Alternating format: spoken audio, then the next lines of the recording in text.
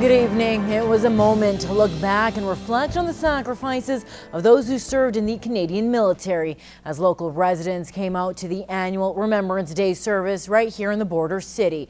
Veterans, family members, and the cadets were all in attendance at the Lloydminster High School auditorium as the Royal Canadian Legion put on the event. Bart Pediasic reports.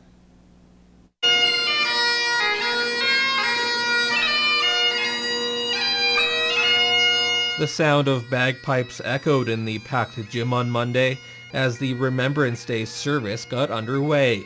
Veterans were joined by loved ones as they watched the proceedings. It was a chance for all of them to reflect. Raymond, Holland, served in World War II and says he's thinking of the friends he lost during his tour. Memory's not as good as it was, but I can see them, and it was pretty hard going, believe me. Holland joined the military when he was just 18. Now at 87, he spent a major part of his life involved in the military. He says Remembrance Days like this are just as important as when he was a child. I think we should always remember. I can always remember when I was small, my father always took me to the memorial service, for the First World War, because he was a soldier as well. F. Reed. T.J. Ralph. The names of those who lost their lives in war were called out one by one in a sombering moment. It's a grim reminder of the sacrifice of those who served. Family members who came say the support from the community is inspiring, especially from the youth involved. We're seeing a lot of young people in the cadets and in the militia coming through and being very respectful. Even just sitting here, they're coming by and saying, "Hello, sir." And at the end of the day, Holland appreciates those that take the time to think about him and those that he served with. When we came out of the service, we didn't think of ourselves as veterans. To us, we were just done the job, and that's it. Bart Pediasic, Newcap News. Meanwhile, hundreds gathered at Fort Winco Lake yesterday to pay tribute to Canada's military. Fraser Snowden has the story. It was a solemn atmosphere as men and women of the services lined the main floors of the arena to commemorate those lost. My great-grandfather died in the First World War, and I serve as well, so it's just to honor the people that have passed and myself as well. The familiar tune of the bugle was there to mark the moment of silence for our fallen soldiers. This 12-year-old understands fully why we are there to remember. It's one day that everybody at the same time remembers the veterans that served our country, and really they were fighting so they could protect the generations over here, so we could be free.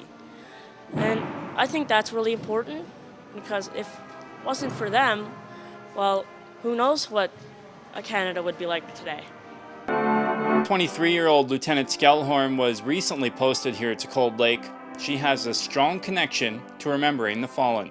Personally, I remember everything. I have family that were in the First and Second World War, and I also have friends and family who served in Afghanistan.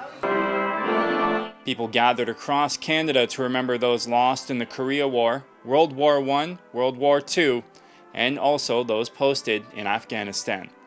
In Cold Lake, Fraser Snowden, Newcap News. Local MP Leon Benoit was in town today for a special business town hall meeting hosted by the Chamber of Commerce. The invitation-only meeting was attended by local business leaders as well as members of the Chamber. Benoit spoke on a variety of topics, including the current foreign worker policy and the Northern Gateway Pipeline. Benoit says it's also an opportunity to get some local feedback on the upcoming federal budget. Balancing the budget on schedule comes up often. People are very happy with the tax decreases, looking for more. And once the budget's balanced, that certainly is possible. Till then, absolutely not.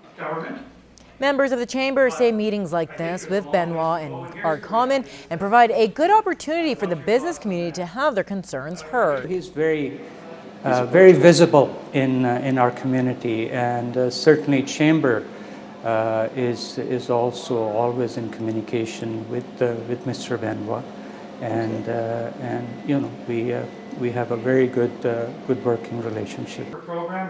Benoit is scheduled for 12 more town hall meetings in our area over next week. We're almost through that, or we're through that. City Council met today, and on the agenda was something that's been on the minds of many people here in the border city, and that is snow removal. As well, councillors discussed money allocated by the Lloydminster Community Grant Society. Anika Nottveit was at City Hall this afternoon and has more. Today at City Council, this year's roadway maintenance policy was discussed and approved, as well as more than $430,000 was allocated to certain community groups. Councillor Sauer says that the amount given to each group is decided through certain requirements. There's a criteria set up, and actually the criteria for FCSS is set by the province.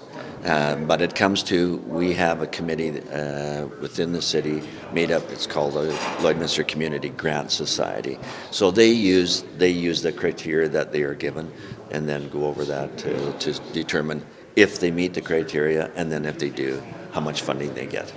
As well, Councillor McQuid says there is one change made to the winter roadway maintenance policy this year. The only change is that for our priority 2 routes, instead of guaranteeing kind of a 3-day removal after a major snowfall event, they've changed it to as soon as possible, just for full disclosure and to be as realistic as possible. Reporting from City Council, Anika Nottveit, Newcap News.